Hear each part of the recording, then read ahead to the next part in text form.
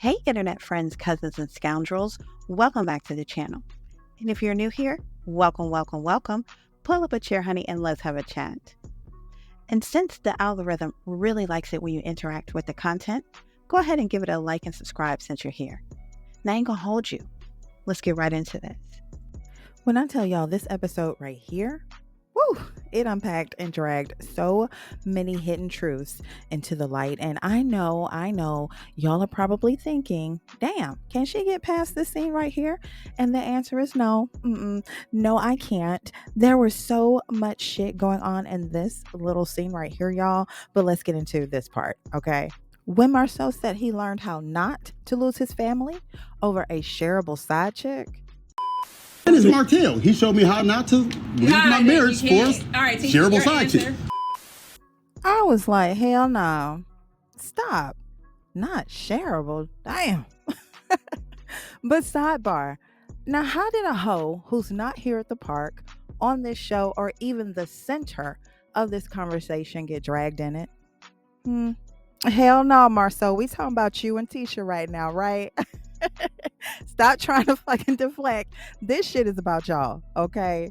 And well, hell, since we here, okay, Marceau, I'll take the bait because shit, well, why the fuck not, okay? When he made the statement about Ariane being a shareable side chick, I immediately recall that Carlos King told Melody that bitch was the whole restaurant. Now, at the time he said that bullshit, I was like, Carlos had done lost his motherfucking mind, right? But since Marceau said what he said, Carlos was right all along. Ariane was the entire restaurant. That hoe was the buffet. Now, y'all let that marinate for just a second. I mean, isn't that what goes on at a buffet? Don't everybody just walk by and take a scoop out of what, entree is on offering? Isn't that how a buffet works? So I guess that's the whole fucking restaurant. So now it makes sense. And shit, for everybody in the back still scratching their heads about, why Martell won't put a ring on Slaw, won't publicly claim her, and only dust her off when he's trying to irritate Mel, this is your answer. Old girl is community service. Martell knows he can't do anything respectable with her because let's be real, everybody's had her. And not just some we all dated back in college type of bullshit. No, this is more like fresh off a linebacker road trip to Atlanta type vibe, right? This shit is a whole fucking mess, okay? This is why Martell kept her in the shadows, why their dates usually happened in the parking lot of the Piggly Wiggly, and why he told Tasha K he was, still trying to get to know her after a decade. A whole fucking decade. And that's because, truthfully, she's used up, right? Martell doesn't see her as a partner.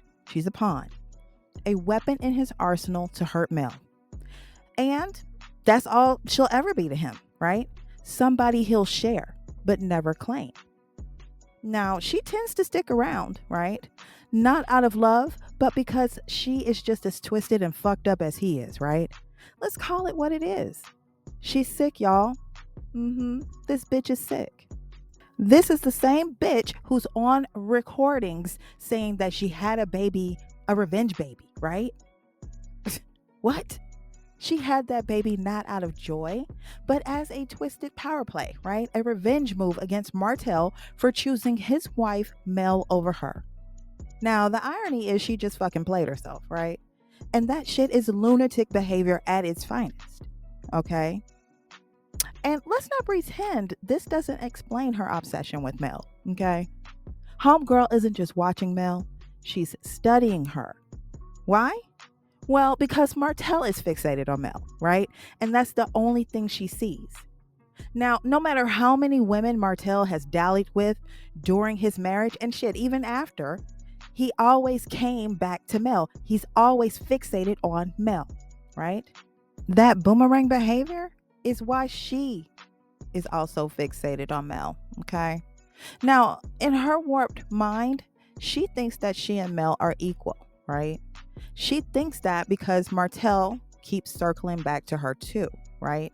She is trying to find the connection between the two of them that keeps that man circling back, right? To both of them, right? She knows that Martell is fixated on Mel. Hell, he's still fixated on her after the divorce, right? She knows if Mel said, come home, Martell would leave her in a heartbeat, or anyone he's with, right? In a heartbeat and go back home. She knows that, right? But at the same token, even after he's dealt with that woman, she by Sheree, this chick, Belinda, you know what I'm saying? He still comes back to her too. So this is why she studies Mel. She's obsessed with Mel because she's trying to figure out what the two of them have in common that keeps Martell circling back, right? The only thing is she can't get Martell to commit, right? She can't get Martell to marry her. She can't get Martell to claim her. You know what I'm saying? She can't get any of those things that Mel has gotten. So she's trying to see what that thing is that Mel has that would convince him to give her that status as well. And damn, I hate to break it to her, but hell no, sis. Martell is not circling back to you because of anything special, okay? He's circling back because you're convenient, okay? You're like the awful waffle at 3 a.m. Always open, but never the first choice, hon. Okay. And before y'all start feeling bad for her, let me stop you right there. She's not just some poor manipulated victim. Oh, hell no. She's a narcissist too. Yes, ma'am. She's a narkette. Okay. And she's in it to win it, just like Martell. She will not accept no for an answer, no matter how many times this man and his friends drag her on national TV.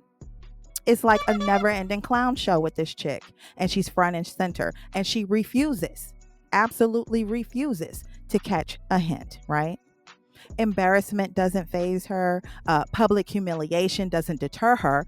She and Martell are cut from the same toxic cloth, and honestly, he really should wipe up that hoe at this point because they deserve each other. Y'all, Martell even said that he's been single for 4 years in this episode. What? Child, that's how long you've been divorced, sir. And we've seen you going out with, listen, when I tell you that man ain't claiming nobody, not even Slaw, nobody, okay?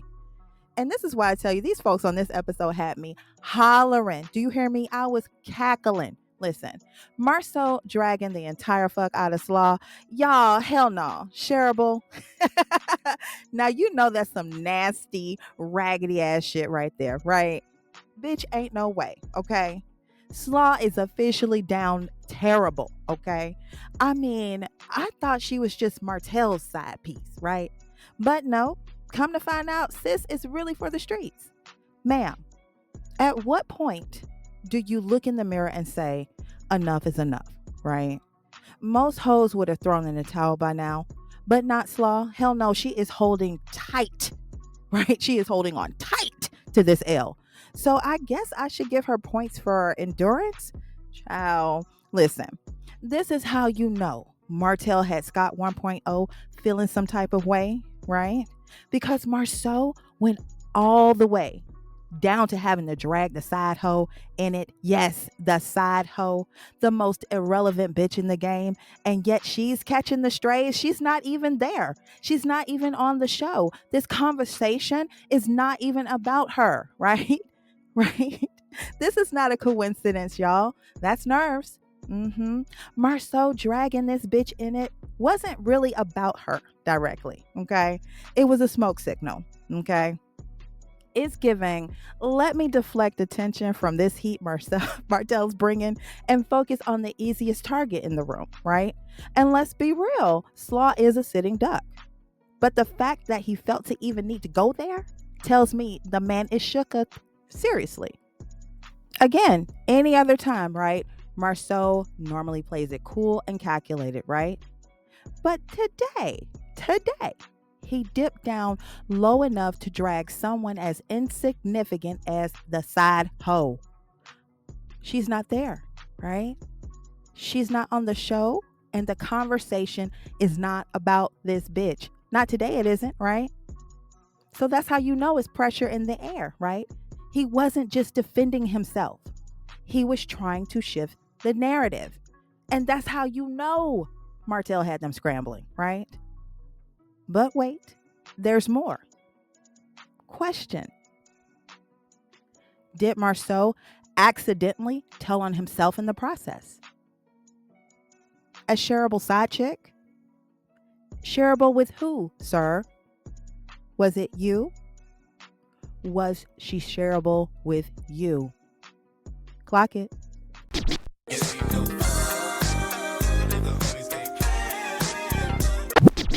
Again, thank you for watching. Don't forget to like and subscribe. And until next time, bet you know now.